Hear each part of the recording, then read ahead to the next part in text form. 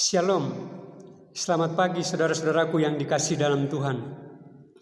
Puji nama Tuhan, di pagi hari ini kita masih diberikan kesempatan untuk membaca dan merenungkan firman Tuhan dalam ibadah memperingati hari pencurahan Roh Kudus ke atas umatnya, ke atas orang percaya. Dan di pagi hari ini saya akan berbicara kepada saudara-saudara mengenai baptisan Roh Kudus, kesaksian dan pelayanan orang percaya. Firman Tuhan diambil dalam Kisah Para Rasul pasal yang pertama ayat yang keempat sampai dengan ayat yang kelima dan ayat yang kedelapan. Demikian bunyi firman Tuhan. Pada suatu hari ketika ia makan bersama-sama dengan mereka, ia melarang mereka meninggalkan Yerusalem dan menyuruh mereka tinggal di situ menantikan janji Bapa. Yang demikian katanya, telah kamu dengar daripadaku, sebab Yohanes membaptis dengan air, tetapi tidak lama lagi kamu akan dibaptis dengan Roh Kudus. Dan ayat yang ke-8 mengatakan kepada kita, tetapi kamu akan menerima kuasa kalau Roh Kudus turun ke atas kamu, dan kamu akan menjadi saksiku di Yerusalem dan di seluruh Yudea dan Samaria dan sampai ke ujung bumi. Demikian firman Tuhan pada pagi hari ini. Saudara-saudaraku yang dikasihi dalam Tuhan, firman Tuhan ini menceritakan tentang satu larangan Tuhan Yesus kepada para muridnya, bahwa mereka dilarang untuk meninggalkan Yerusalem. Mereka diminta untuk tetap ada di Yerusalem untuk menantikan janji Bapa. Yang dimaksudkan dengan janji Bapa adalah Roh Kudus turun ke atas mereka. Atau lebih tepat lagi kita lihat dalam ayat yang kelima bagian B dikatakan di sini, tetapi tidak lama lagi kamu akan dibaptis dengan Roh Kudus. Dibaptis dengan Roh Kudus adalah sebuah janji Bapa dalam kehidupan para murid dan saudara dan saya. Saudaraku yang dikasihi dalam Tuhan, sering muncul pertanyaan, apa itu baptisan Roh Kudus? Banyak orang Kristen yang mungkin tidak memahami apa yang dimaksudkan dengan baptisan Roh Kudus. Saudaraku yang dikasihi dalam Tuhan, saya melihat firman Tuhan dan saya mempelajari. Ada beberapa ayat yang memberikan keterangan mengenai apa itu baptisan Roh Kudus. Yang pertama saya lihat di dalam Kisah pasal yang kedua ayat yang keempat mengatakan bahwa maka penuhlah mereka dengan Roh Kudus. Saudara-saudaraku yang dikasihi dalam Tuhan, yang perlu saya garis bawahi adalah maka penuhlah mereka dengan Roh Kudus, saudaraku. Dan ayat lain yang memberikan keterangan kepada saudara dan saya adalah di dalam Kisah Para Rasul pasal yang ke-10 ayat yang ke-44 mengatakan demikian, ketika Petrus sedang berkata demikian, turunlah Roh Kudus ke atas semua orang yang mendengarkan perkataannya. Ketika Petrus sedang berbicara, maka turunlah Roh Kudus ke atas semua orang yang mendengarkan perkataannya itu, saudaraku. Saya menggarisbawahi, turunlah Roh Kudus ke atas semua orang. Dan kemudian dalam keterangan lain di dalam Lukas pasal yang ke-24 ayat yang ke-49, Tuhan Yesus mengatakan kepada murid-muridnya pada waktu itu adalah bahwa kamu harus tinggal di kota ini sampai kamu diperlengkapi dengan kekuasaan dari tempat tinggi. Saudaraku, saya menggarisbawahi diperlengkapi dengan kekuasaan dari tempat tinggi. Dari beberapa ayat firman Tuhan ini, maka saya ingin katakan kepada saudara-saudara bahwa baptisan Roh Kudus adalah Roh Kudus turun ke atas orang percaya.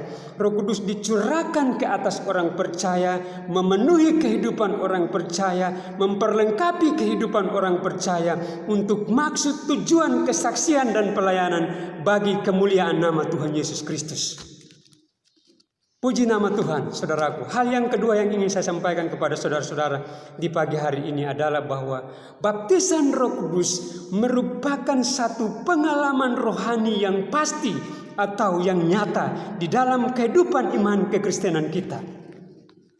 Saudaraku yang dikasihi dalam Tuhan, kita bisa melihat di dalam peristiwa Pentakosta, Kisah pasal yang kedua. Di situ kita melihat bahwa para murid-murid Yesus mengalami satu pengalaman rohani yang luar biasa dalam kehidupan mereka dari sebelumnya. Saudara-saudara yang dikasihi dalam Tuhan, ya. Sebelumnya mereka tidak pernah mengalami pengalaman rohani yang seperti itu. Sebelumnya mereka tidak dibawa di dalam satu dimensi rohani yang seperti itu.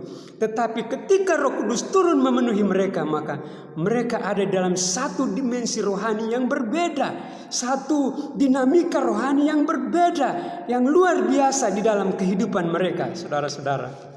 Kita melihat dalam satu peristiwa di mana di dalam Kisah pasal 19 ayat yang kedua, di situ Rasul Paulus bertanya kepada jemaat di Efesus, saudara-saudaraku yang dikasihi dalam Tuhan, sudahkah kamu menerima Roh Kudus ketika kamu percaya?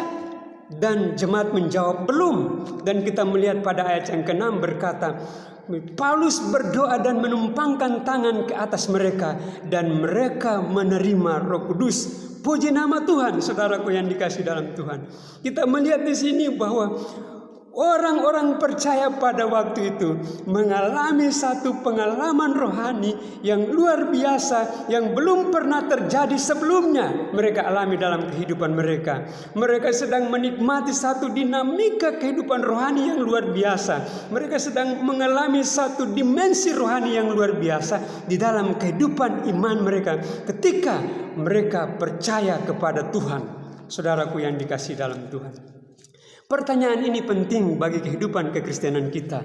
Sudahkah kamu menerima Roh Kudus ketika kamu percaya? Saudara-saudara, saya berharap bahwa kita mengalami yang namanya baptisan Roh Kudus di dalam kehidupan kita.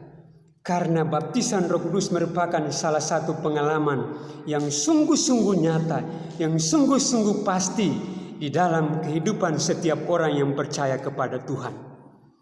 Hal yang ketiga yang ingin saya katakan kepada saudara-saudara adalah baptisan Roh Kudus merupakan karya Roh Kudus di dalam kehidupan orang percaya yang terpisah dan berbeda dengan kelahiran kembali.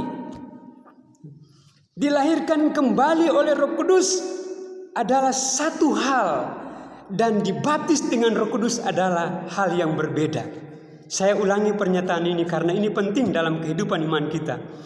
Dilahirkan kembali oleh Roh Kudus merupakan satu hal, dan dibaptis dengan Roh Kudus adalah hal yang berbeda, saudaraku. Artinya apa, saudara-saudara yang dikasihi dalam Tuhan? Baptisan dengan Roh Kudus merupakan satu pengalaman rohani yang terjadi berikutnya atau terjadi selanjutnya, saudaraku yang dikasihi dalam Tuhan. Di dalam biografinya D.L. Moody, R.A. Torrey menceritakan tentang pengalaman baptisan Roh Kudus yang dialami oleh Moody. Dikatakan bahwa baptisan Roh Kudus yang dialami oleh Moody merupakan satu pengalaman yang terjadi setelah pertobatan. Saudaraku yang dikasihi dalam Tuhan, kembali kita melihat dalam Kisah pasal 1 ayat yang ke-5. Tuhan Yesus berkata kepada murid-muridnya di sini, tidak lama lagi kamu akan dibaptis dengan Roh Kudus. Saudaraku, pada waktu itu para murid belum dibaptis dengan Roh Kudus, tetapi mereka sudah mengalami kelahiran kembali. Mereka sudah lahir baru, mereka sudah bertobat, mereka sudah percaya, tetapi mereka belum dibaptis dengan Roh Kudus, saudaraku. Tuhan Yesus pun memberikan keterangan kepada kita. Kita dapat melihat di dalam Yohanes pasal yang ke-15 ayat yang ketiga, Tuhan Yesus berkata kepada murid-muridnya, kamu memang sudah bersih karena firman Tuhan. Dan ayat perbandingannya di dalam 1 Petrus pasal 1 ayat 23, karena kamu dilahirkan kembali bukan dengan barang yang fana, tetapi dengan barang yang tidak fana, yaitu firman Allah yang kekal dan hidup. Saudara-saudaraku yang dikasihi dalam Tuhan. Dan keterangan lain yang Tuhan Yesus katakan adalah di dalam Yohanes pasal yang ke-13 ayat yang ke-10. Tuhan Yesus mengatakan bahwa kamu sudah bersih, hanya tidak semua.